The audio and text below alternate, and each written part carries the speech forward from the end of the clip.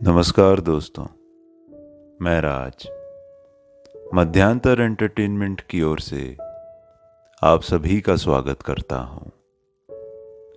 दोस्तों, आज जो कहानी मैं आपको सुनाने जा रहा हूं वो भगवान बुद्ध के द्वारा दी गई एक सीख है।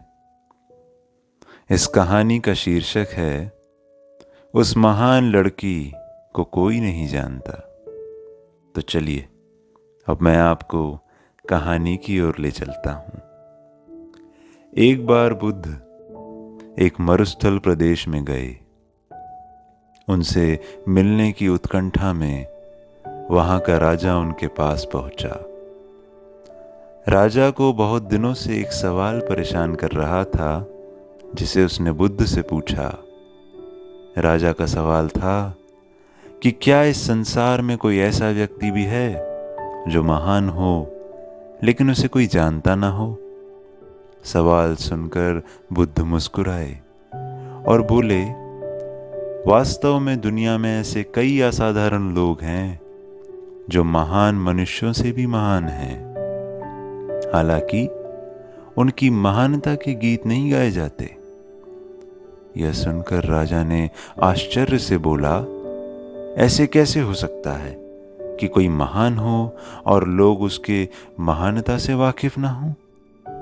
गौतम बुद्ध ने राजा के सवाल का जवाब नहीं दिया, पर उसे अपने साथ लेकर एक गांव की ओर चल पड़े। काफी दूर चलने के बाद उन्हें एक साधारण सी लड़की नजर आई। वह एक पेड़ के नीचे घड़े में पानी भरकर बैठी थी। गर्मी में लगातार चलने से राजा और बुद्ध भी थक चुके थे। उन्होंने लड़की से पानी मांगकर पिया। गर्मी से राहत मिली तो दोनों की जान में जान आई। राजा ने लड़की को देने के लिए कुछ पैसे निकाले तो उसने पैसे लेने से इनकार कर दिया और वह बोली, हे राजन, मैं कोई व्यवसाय नहीं करती। आप इस हरे भरे विशाल पेड़ को देखो। यह किसी से कुछ नहीं मांगता।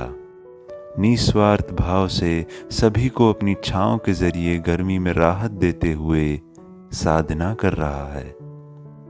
इसीलिए मैं दूर से घड़े में पानी भरकर यहाँ आती हूँ और बैठती हूँ, ताकि मैं इस पेड़ को पानी दे सकूं और आने जाने वालों को गर्मी, प्यास, थकान से राहत पहुंचा सकूं।